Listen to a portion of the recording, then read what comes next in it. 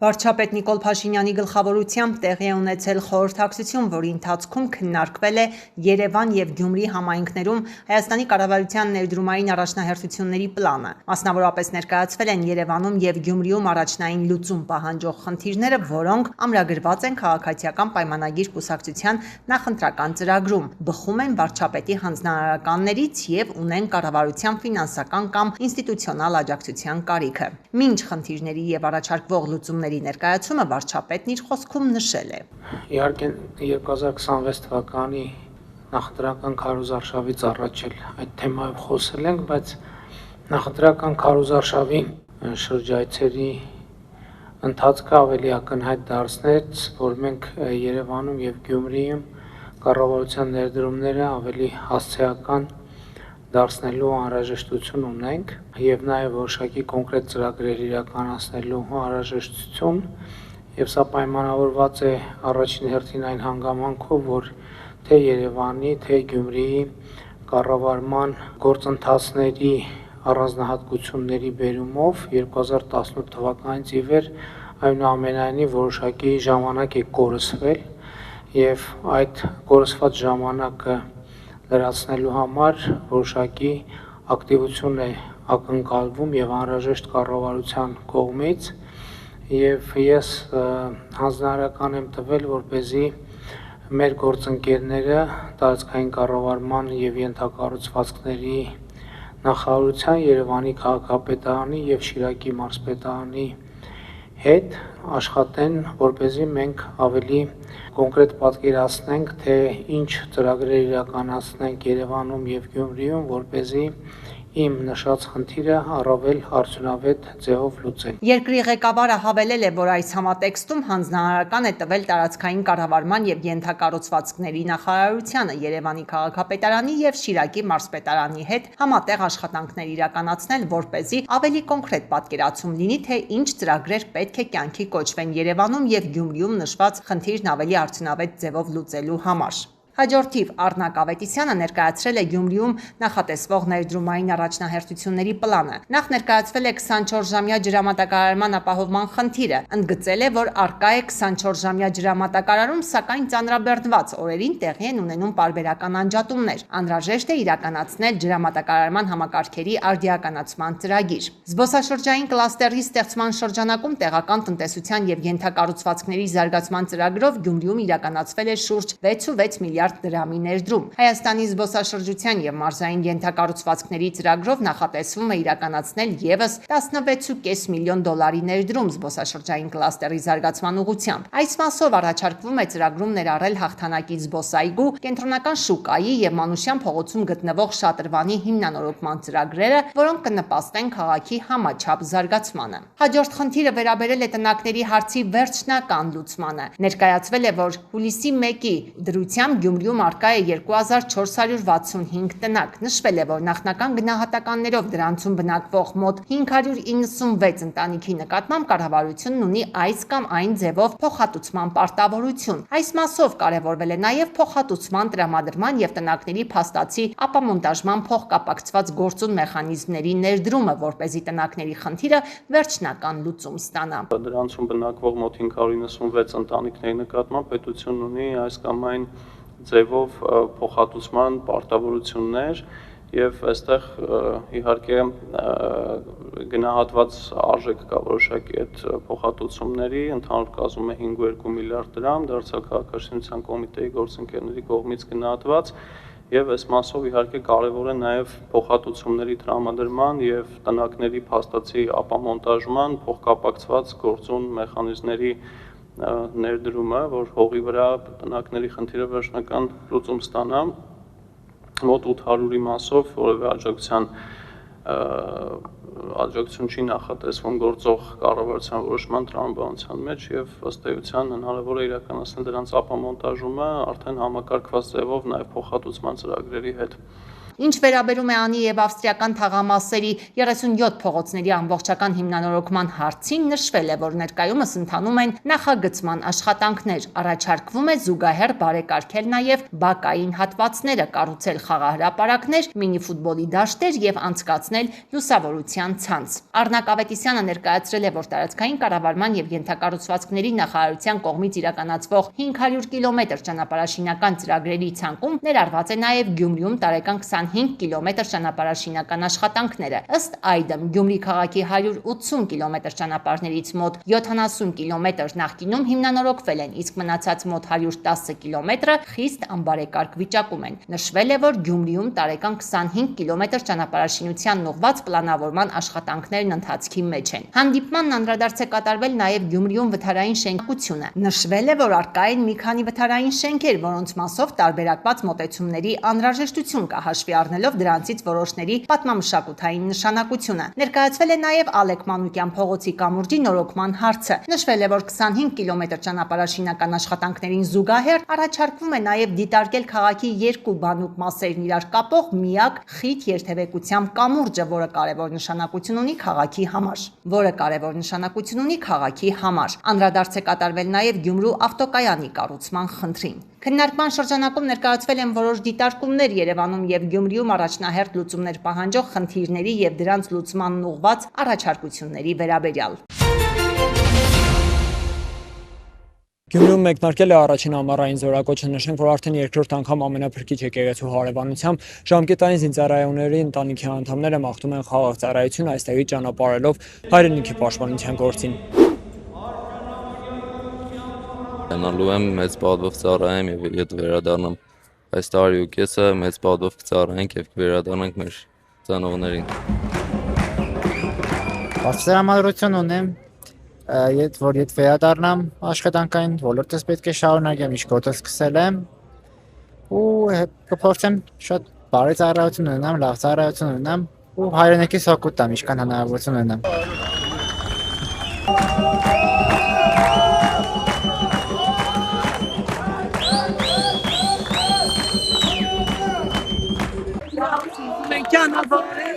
Ուրախել դիմավորել Խաղաղություն է, երկրին իրանց էլ հաջողությամբ պետք է վերադառնալ։ խաղաղություն եղնի, բոլորն էստան բարով ծառայեն, բարով կան։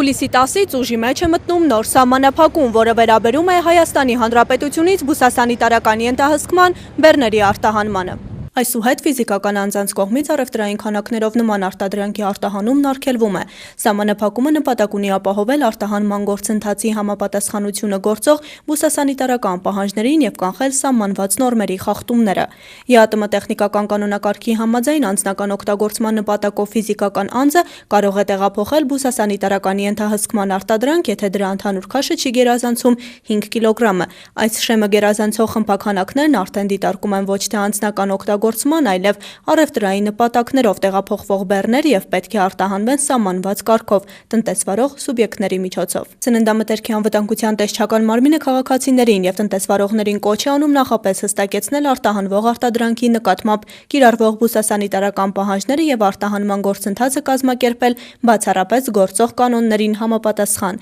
Տեսչական մարմինը վստահեցնում է, որ շարունակելու է իրականացնել հետևողական վերահսկողություն, ինչպես նաեւ անհրաժեշտ խորհրդատվություն տրամադրել արտահանողներին, ապահովելով բուսասանիտարական արտադրանքի անվտանգությունն ու արտահանման պահանջների լիարժեք պահպանումը։ Գայանե Հովանիսյան, Ռայա Լազարյան, այսօր։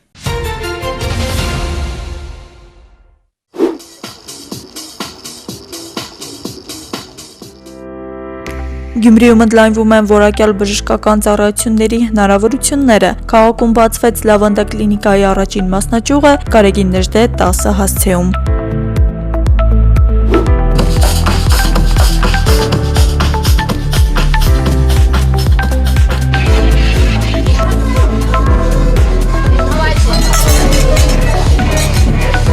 Նորաբաց կենտրոնը հագեցած է համաշխարհային առաջատար արտադրողների վերջին սերնդի սարքավորումներով եւ նախատեսված է տեսողության ամբողջական հետազոտության, հիվանդությունների ճշգրիտ ախտորոշման ու բազմապրոֆիլ բժշկական ծառայությունների մատուցման համար։ Ագնաբուժություն, թերապևտ, էնդոկրինոլոգ,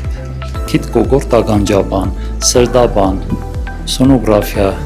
ու լաբորատոր հետազոտություններ։ Գյումրու մասնաճյուղի տնօրեն Սարգիս Աղաջանյանի խոսքով Լավանդա կլինիկան մարզ է բերում նոր մոտեցում համատեղելով ժամանակակից տեխնոլոգիաներն ու փորձառու մասնագետներին։ Կլինիկայում աշխատելու են ինչպես Գյումրու փորձառու բժիշկները, այնպես էլ մայրաքաղաքից հրավիրված մասնագետներ։ Լավանդան ձգտում է ստեղծել ոչ միայն բուժհաստատություն, այլև միջավայր, որտեղ բուժառուն իրեն ապահով ու վստահ կզգա։ Մեր գրավական այն է, որ մենք չենք կորցնում վստահությունը հիվանդի հետ, այսինքն երբ բուժառուն գալիս է, ինքը գիտի, որ ինքը վստահելի ձեռքերում է, կարող է վստահել իր կյանքը մեր բժիշկներին եւ մեր բժիշկները հոգատարությամբ դա կատարում են։ Կլինիկան համագործակցում է նաև մասնավոր ապահովագրական ընկերությունների հետ եւ ծառայություններ է մատուցում համընդհանուր առողջապահական ապահովագրության շրջանակում, ներառյալ լաբորատոր, ակնաբուժական եւ վիրահատական մի շարք ծառայություններ։ Բժիշկների խոսքով ժամանակակից սարքավորումները եւ լրացուցիչ մասնագիտական ծառայությունները հնարավորություն կտան բուժառուներին ավելի արագ հետազոտվել ու ստանալ անհրաժեշտ բուժօգնությունը։ Հագեցված է առաջնային անհրաժեշտ բոլոր հետազոտության համար անհրաժեշտ բոլոր սարքավորումներով։ Նշենք նաև, որ Լավանդա կլինիկան Երևանում գործում է 2 մասնաճյուղերում՝ Տիգրան Մեծի 17 կոտորակ 1 եւ Հրաչյա Քոչար 1 կոտորակ 3 հասցեներում։ Աստղիկ Խաչատրյան, Խանավանիսյան, այսօր։ Իրանի արտգործնախարարը հայտարարել է, որ իրանցի ժողովուրդը համախմբված է եւ պատրաստ է պաշտպանել սեփական արժեքները։ Աբբաս Արաղչին շեշտել է, եթե Իսլամական Հանրապետությանն ուղղված սպառնալիքները չդադարեցվեն, Միացյալ Նահանգների հետ վերջնական համաձայնագրի շուրջ բանակցությունները կարող են կասկածի տակ հայտնվել։ Հարգեք ձեր ստորագրությունը, դիմել է նախարարը Վաշինգտոնին։ Իրանին է անդրադարձել ԱՄՆ նախագահը Դոնալդ Թրամփի խոսքով ամերիկյան կողմը զիջումներ է ստացել Թեհրանից։ Նրանք պետք է հետևեն այդ զիջումներին, նաեւ չեն կարող միջուկային զենք ունենալ։ Մենք ստանալու ենք այն, ինչը ես անվանում եմ միջուկային փոշի, հարստացված ուրանը։ Ես ռեժիմի փոփոխություն չեմ ցանկանում, չնայած դա արդեն տեղի է ունեցել։ Կարծում եմ նոր ռեժիմն ավելի ողջամիտ է մանրամասնել է Սպիտակ տան ղեկավարը։ Թրամփը հավելել է, նավթի գները կարգավորվում են, Հորմուզի նեղուցն ապաշրջափակվել է։ ԱՄՆ նախագահի խոսքով ամեն դեպքում հաղթելու են կամ բանակցությունների կամ այլ միջոցներով։ Իրականում Թեհրանի հետ գործերը շատ լավ են, ուղղակի չկա այն լուսաբանումը, որին արժանի ենք, դժգոհություն է հայտնել Դոնալդ Թրամփը։ Սպիտակ տանը մամուլի ասուլիսում ԱՄՆ նախագահն անդրադարձել է նաև Ուկրաինային, նրա խոսքով կարգավորումը շատ ավելի մոտ է, քան մարդիկ պատկերացնում են։ Նախագահ Պուտինը ցանկանում է, որ պատերազմն ավարտվի, վստահեցնում եմ։ Լավ զրույց ենք ունեցել նախագահ Զելենսկու հետ, նա նույնպես ցանկանում է, որ այս ամենն ավարտվի։ Անկարայում ՆԱՏՕ-ի գագաթնաժողովի ընթացքում կքննարկենք այդ հարցը, հավելել է Դոնալդ Թրամփը։ Նա հայտնել է, որ իր տեղեկությամբ զոհերի թիվն աճում է, մեկ ամսում զոհվել է 36000 մարդ։ ԱՄՆ նախագահի խոսքով մարտի դաշտում այժմ վճռորոշ դեր ունեն ԱԹՍ-ները։ Վոլոդիմիր Զելենսկին էլ հայտարարել է, որ պատերազմի ելքը որոշվելու է երկնքում։ Երբ ոչ թե հարյուրավոր, այլ հազարավոր անօդաչու թռչող սարքեր թռչեն դեպի Մոսկվա, Պուտինն ամեն ինչ կհասկանա, շեշտել է Ուկրաինայի նախագահը։ Նրա խոսքով ուկրաինական ուժերին հաջողվում է պահել ռազմաճակատը եւ ճնշել Ռուսաստանին ծովում, իսկ առաջնագիծը դարձել է երկինքը եւ օդում Ուկրաինան շատ ավելի մրցունակ է։ Միևնույն ժամանակ Զելենսկին մտահոգություն է հայտնել, որ հակաօդային պաշտպանության խնդիրներ ունեն։ Ռուսաստանի նախագահի օգնականն էլ տեղեկացրել է, որ Սպիտակ տան բանագնացներ Սթիվ Ուիտկոֆը եւ Ջարեդ Քուշները շուտով կմեկնեն Մոսկվա։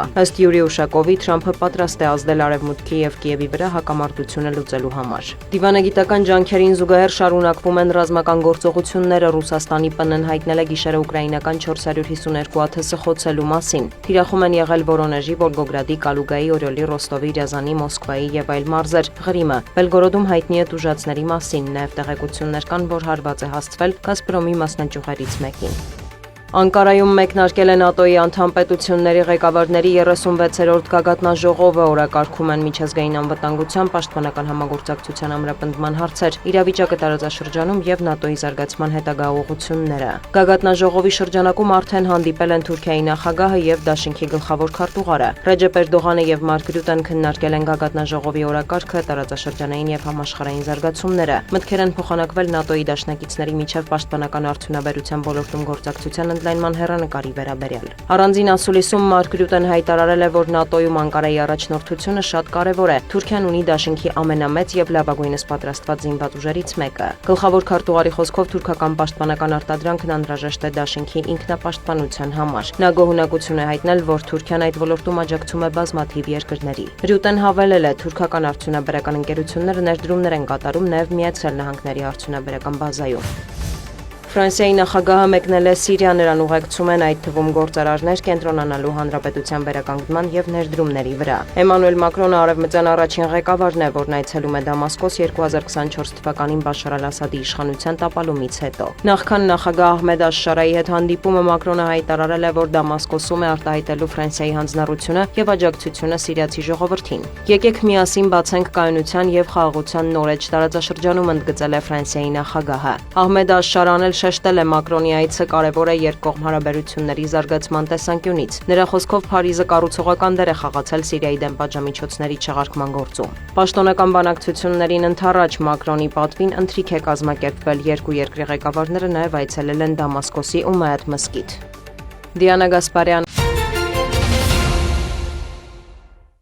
Ծաղկաձորի աղբյուր ճամբարում ճամպրուկային է, ճամբարականները փոխում են կեցության հասցեն։ Ուսումնասիրել ենք տեխնիկական առաջադրանքի պայմաններին համապատասխանությունը եւ ներկայումս կազմակերպում ենք երեխաների տեղափոխում։ Ամեն տարի Հայաստանի տարբեր մարզերից մոտ 3200 երեխա է մասնակցում պետության ֆինանսավորմամբ կազմակերպվող ճամբարային հանգստին։ Այս տարվա հայտարարված մրցույթին 5 կազմակերպություն է մասնակցել, բոլորն էլ ընդգրկվել են ծրագրում, որ կարողանան 2 հերթափոխով ամառային այս հավաքներն անցկացնեն։ Տեղափոխվող երեխաների մի մասը ճամբարային մնացած օրերը կանցկացնեն նախարարության հետ պայմանագիր կնքած մյուս 4 հասցեներում։ Մյուս 150-ի համար կարողացել են ճամբարային այլ տարածք գտնել։ Հանքավանի Զեփյուրը կարողացել է նախապատրաստական աշխատանքներն արագ ավարտել ու նոր հյուրերի ընդունել։ Ճամբարում մնացած տեղերը արդեն սպառված են, այս պահին կարող ենք ընդունել միայն 150 երեխա։ 8-ից 12 տեղանոց ննջարաններում երեխաներն արդեն իրենց մահճակալներն են ընտրում։ Հարագաշարժերը նույնիսկ իրերն են դասավորել ու ճամբարային տարածքն ուսումնասիրել։ Այն մյուս ճամբարում չկար դասային, այս ճամբարում կար։ Միանգամից 150-ով ավելացած ճամբարում այսօր խոհարարներն ավելի շատ գործ ունեն։ Անակնկալի եկել են, բայց իրավիճակից դուրս գալու ելքեր միշտ ունեն։ Շվեցք ենք տալի ու ամեն ինչը զապասով ունենք։ Որ անակնկալ տեղափոխությունից հետո երեխաների անհանգստությունը միանգամից թոթափվի, ճամբարում որոշել են օրվա մենյուն փոխել։ Իսկ նախարարությունը արձանագրված խնդիրների վերաբերյալ ուսումնասիրությունները շարունակում է, արդյունքները կամփոփեն առանձին։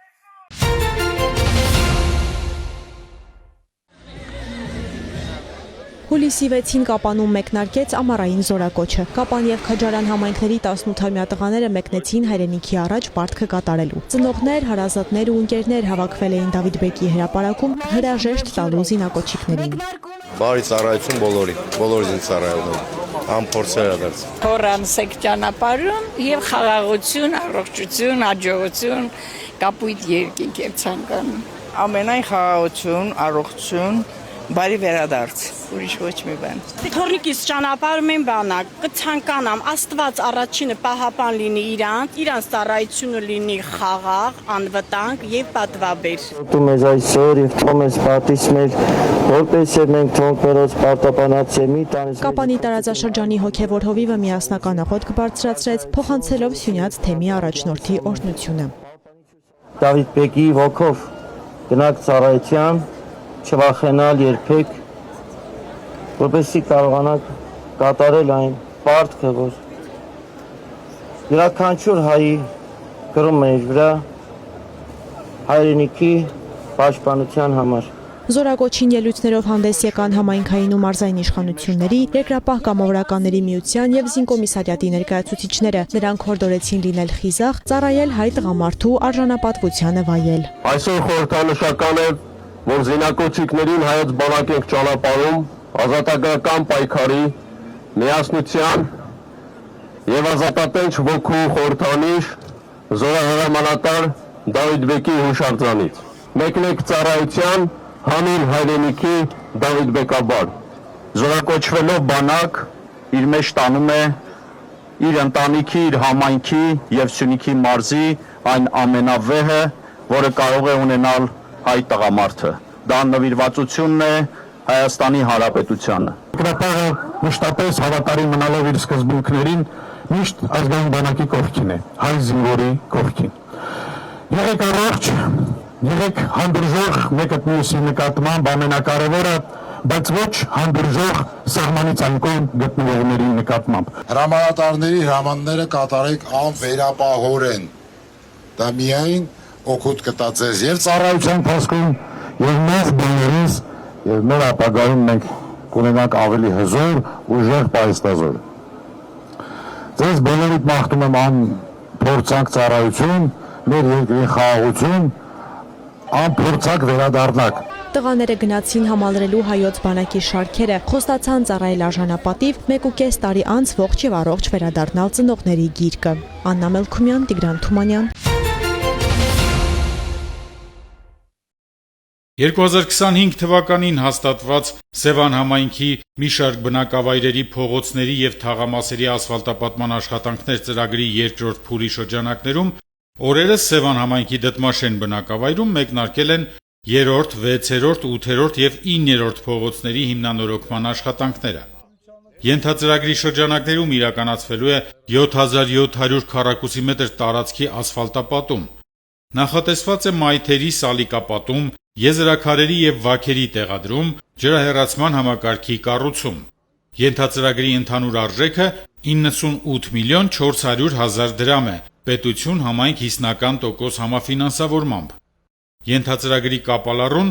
ԱԱՄ33 ՍՊԸ եւ Սուպերմոնոլիթ ՍՊԸ կոնսորցիումն է։ Դդմաշեն բնակավայրի եւս 4 փողոց կհամալրի ասֆալտապատ ու բարեկարգ փողոցների ցանկը։ Տեղեկացնենք, որ հիշյալ սուբվենցիոն ծրագրի շրջանակներում 2025 թվականին իրականացվել է 2 ենթածրագիր Վարսեր եւ Ծովագյուղ բնակավայրերում, եւս մեկը կիրականացվի այս տարի Գագարին բնակավայրում։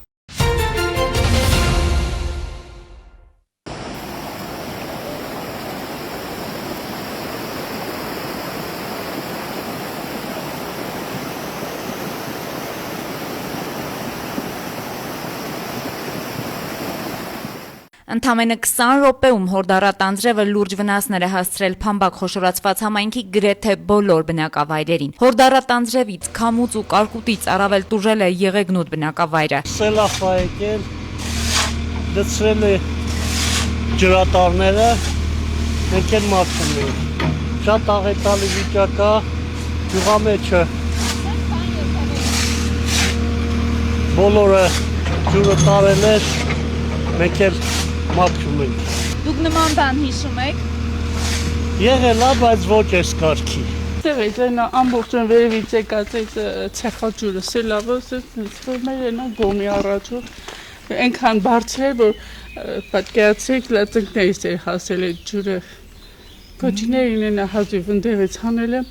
որ չխեղդվեր։ Այդ անտառներից հավաքված է, այն կողմից էլ այս ճամփով sense լցվեց լրիվ այս կողմը։ Թե վերևից էլ գլխի չէ, այն հետևից էլ էր մտնում գետի նման հոսում էր գոմի մեջով։ Այդ կոչիներն են ուլտես լողը են տալու մեջին։ Այնա եթե ասենք այդ վաղտը ստեղ չլեի, ռիսկ չէի անել տանից հասնեմ, բայց որ ուստեղ էի, կոչիներին հանեցի, որ չխեղդվեն։ Քանի գոճի եք փրկել։ 21։ Հասցրել եք մենակով այդքանի։ Հա, ամուսինս ստեղ չէր, կովի մոտ էր, հասցրեցել։ Լրիվ կան սոխնակշել, հիմնականում կարտոշկեն լեցրել ավազը, բայց այդպես վնասը այս բան չէ, կարանք էլի հանենք։ Բան շիթիլներն է շատ, պամիդոր բան, ամեն ինչ որ դրել ենք շիթիլները, այդ բոլորը քշելա տայել վարունգը հիմնականը, որ շատ վնասվեց։ Այնա գարունը սկսվում է հողի հետ կռիվ են տալի ու 5 րոպե տվեցինք ջրին։ 2 տարի առաջ էր, որ էլի այդ սրանից ավելի սարսափելի տան առաջովնել էր, դե հենց գետ գնում հետևողն էր, իսկ թվում էր տան հիմքը կբացվի, ու տունն էլ կքշի, բայց այն վաղտել ոչ մի բան, չգիտեմ, կանեն թե չէ, դրանեն շնորհակալ կմնենք չէ, չգիտեմ աս։ Արի վրա կանգնած հասել էր ծնգներից ջուրը։ Կամ չէի, այլտեղ չկա բարձանամ էլի, որ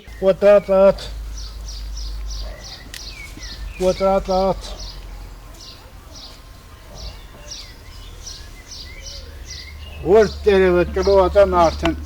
դեֆեկտ ունի։ Սա հնավալի պամիդոր է, բայց սա թափիտ է։ Կհասցնենք նորից ցանել, թե։ Մենք կհասցնենք, դու հասնելուց խոսա։ Նոր մեկը եկել էր, ասի գնացեք մի հատ դիմում գրեք, բերեք ինչ որ տանիք էր վնասվել, ջուր էր տուն մտել, հողերն ա տարել, մեկը զանգել էր լրիվ ինչ ունի, ցանքսեր տարել ա,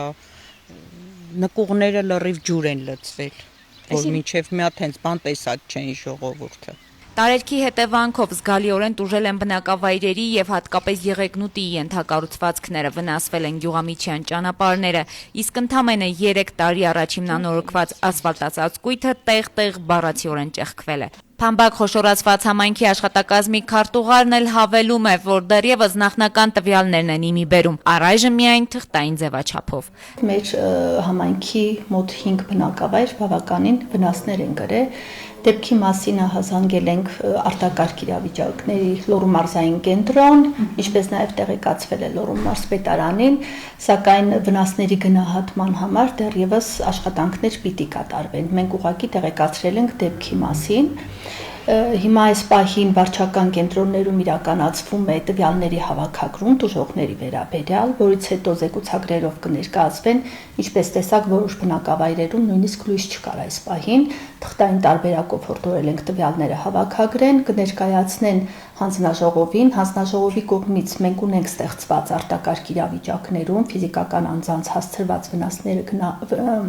վնասների գնահատման հանձնաժողով ունենք համայնքում ստեղծված, հանձնաժողովի կողմից կկատարվի ուսումնասիրություն, կգնահատվի բնակիչների եւ համայնքի ընդհանուր համայնքի կրած վնասի չափը, որից հետո արդեն ըստ տվյալների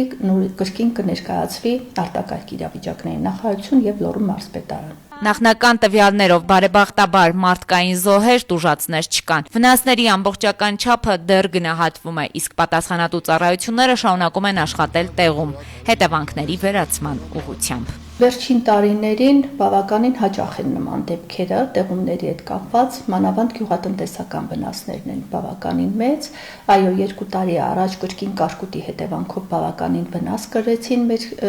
գյուղերը,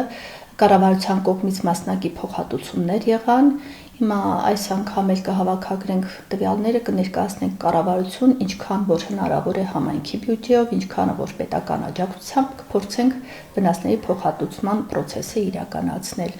Իսկ համեմատական թե որն էր ավելի շատ, դեռևս այս վերջի դեպքերի հետ կապված վնասի չափեր չունենք արձանագրած, փաստաթղթային։ Երբ որ կլինի, նոր կարող եմ համեմատական անցկացնել։ Անետ Կարապետյան, Հայկ Վարդանյան։